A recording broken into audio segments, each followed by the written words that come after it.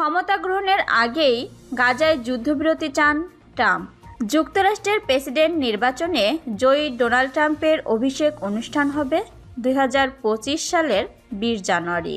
অর্থাৎ আগামী 20 জানুয়ারি থেকে আনুষ্ঠানিকভাবে দেশের প্রেসিডেন্ট হচ্ছেন তিনি। তবে নিজের অভিষেক অনুষ্ঠানের আগেই গাজায় যুদ্ধবিরতি চান ট্রাম্প। যুক্তরাষ্ট্রের পার্লামেন্টের উচ্চকক্ষ সিনেটের সদস্য এবং ট্রাম্পের ঘনিষ্ঠ হিসেবে পরিচিত রিপাবলিকান পার্টির রাজনীতিবিদ লিন্ডসে গ্রাহাম এক সাক্ষাৎকারে জানিয়েছেন এ তথ্য। শুক্রবার মার্কিন সংবাদ মাধ্যম এক্সিওসকে দেয়া সেই সাক্ষাৎকারে গ্রাহাম বলেন, গাজায় আটক ইসরায়েলি জিম্মিদের মুক্তি এবং সেখানে যুদ্ধবিরতির জন্য ডোনাল্ড ট্রাম্প দৃঢ়প্রতিজ্ঞ।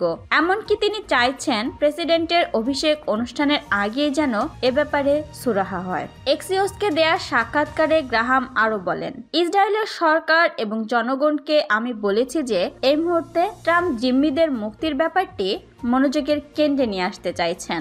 আমি যা বুঝতে পারছি, ক্ষমতা হস্তান্তরের এই সময়টিতে এই ইস্যুতে ট্রাম্প এবং বিদায়ী প্রেসিডেন্ট বাইডেনের নেতৃত্বাধীন প্রশাসন একসঙ্গে কাজ করবে। গত সপ্তাহে লেবাননের সঙ্গে যুদ্ধবিরতির চুক্তি স্বাক্ষর করেছে ইসরায়েলের প্রধানমন্ত্রী বেঞ্জামিন নেতানিয়াহুর নেতৃত্বাধীন যুদ্ধকালীন সরকার। সেই চুক্তি স্বাক্ষরের পর থেকেই গাজায় যুদ্ধবিরতির জন্য আগের চেয়ে বেশি মনোযোগী হয়েছে ওয়াশিংটন।